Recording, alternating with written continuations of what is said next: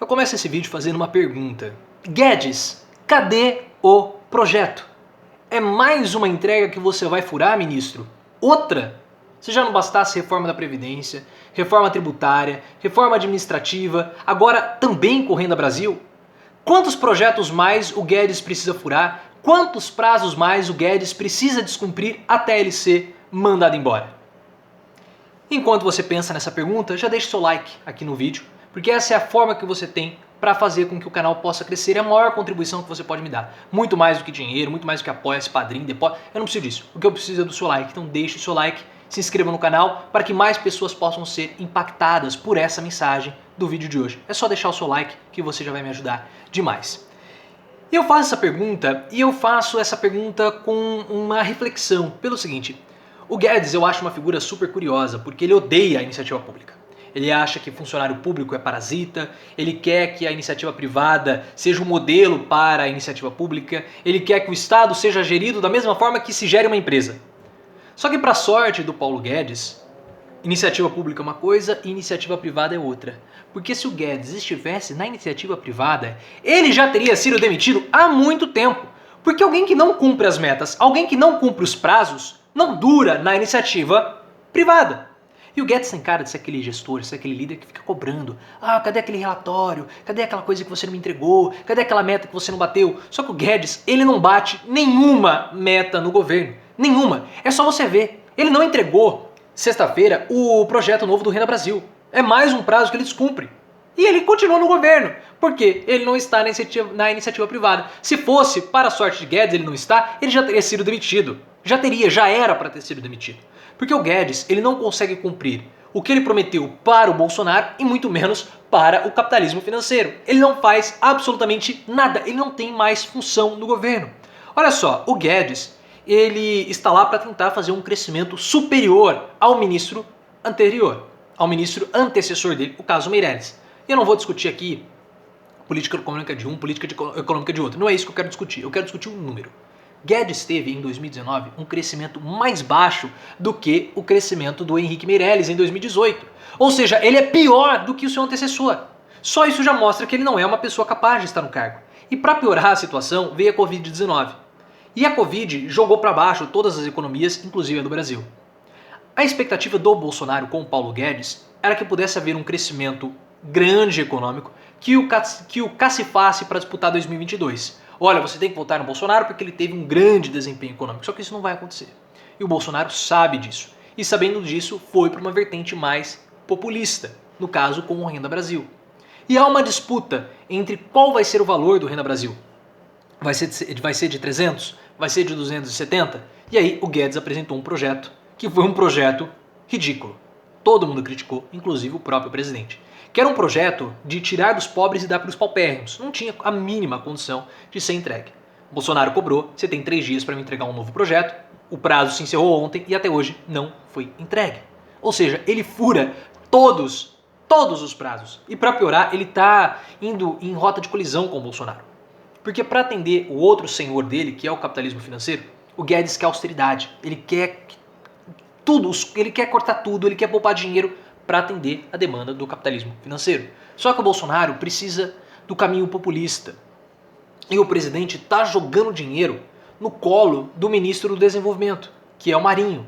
O Marinho ele é o antagonista do Paulo Guedes e possivelmente o substituto do Guedes na pasta.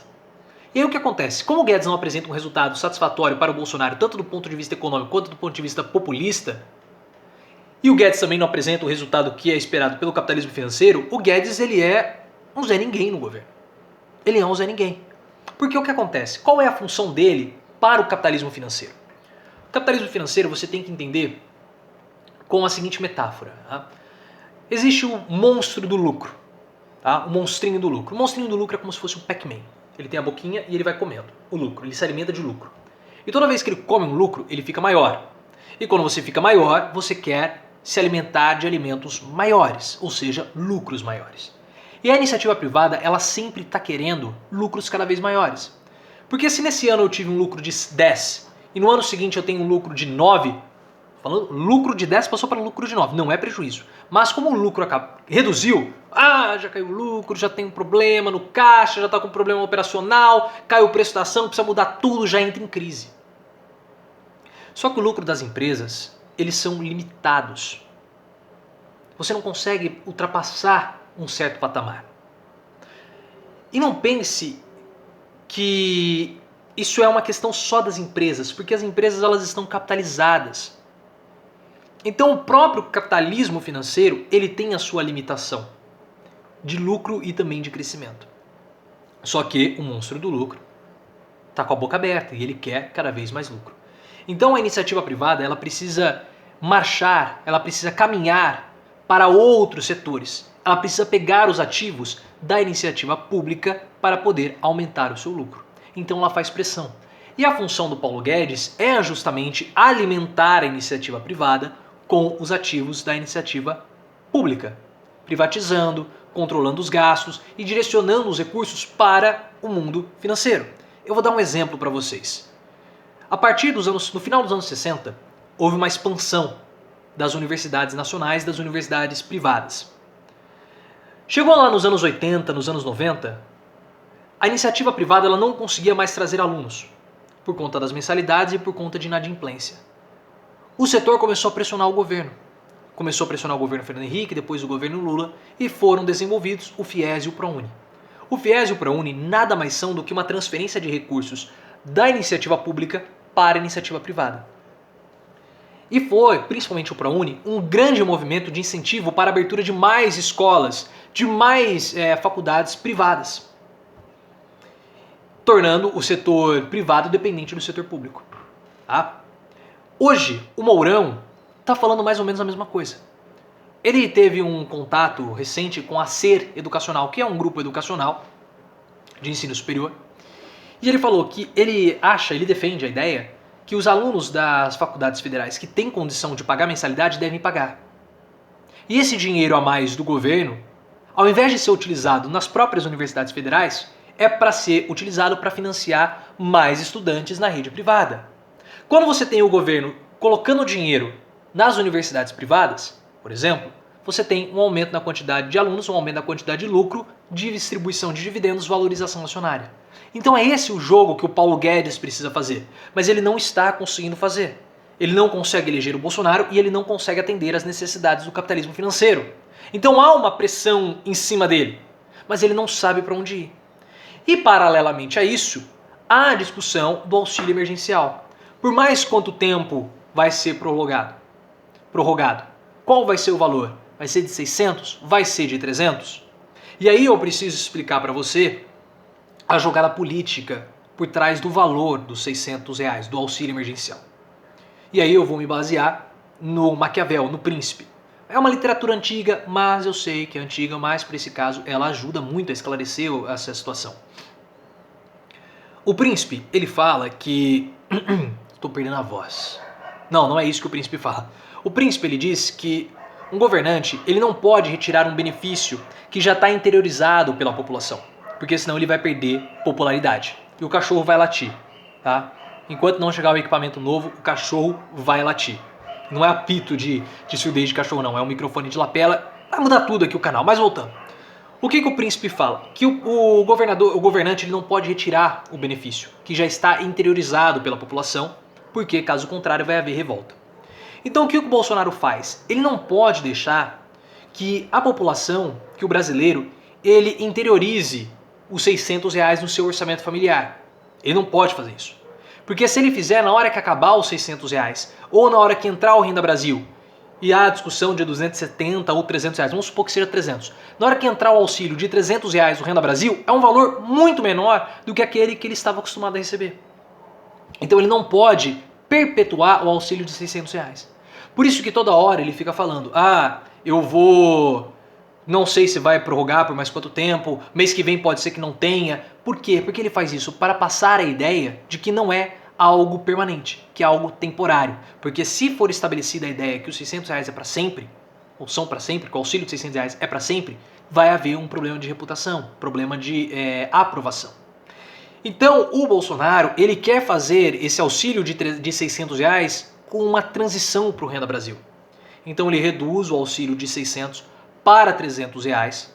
Ah, mas aí tá cortando. Não. Eu sempre falei que era algo, isso o Bolsonaro falando, sempre falei que era algo temporário. Então eu reduzo para 300, eu faço com que a população se acostume com os 300 reais, interiorize esses 300 reais no orçamento familiar e depois eu consolido com o Renda Brasil. Essa é a estratégia do Bolsonaro. Não estou falando que foi ele que pensou, tá bom? A equipe dele está pensando nisso e é respaldado no Maquiavel. Você pode discutir politicamente isso. Politicamente, olhando para a teoria do Maquiavel, o Bolsonaro faz certo. Entenda o que eu estou querendo dizer, tá? Politicamente, o que ele tem feito, fazer essa transição é algo correto. Mas, socialmente, se nós temos condições de dar para essas pessoas 600 reais de auxílio emergencial nesse momento difícil da pandemia, o Estado deveria dar, porque o Estado ou o governante não tem que estar preocupado com a sua reeleição, mas sim com o bem da população. Então essa é uma discussão política que nós podemos entrar, caso vocês queiram, aqui nos comentários, tá bom? Mas, do ponto de vista do Maquiavel, Bolsonaro faz certo. Agora, do ponto de vista social, é uma atitude condenável. E como nós falamos no começo, o Maquiavel já é um livro muito antigo, o Príncipe já é antigo, então há toda uma questão de adaptação para o contexto atual. Mas essa é uma discussão dos 600 reais que envolve Paulo Guedes. Por quanto mais vai ficar esse auxílio de 600 reais? Vai ser de 300? Quanto vai ser? E quanto vai ser o Renda Brasil?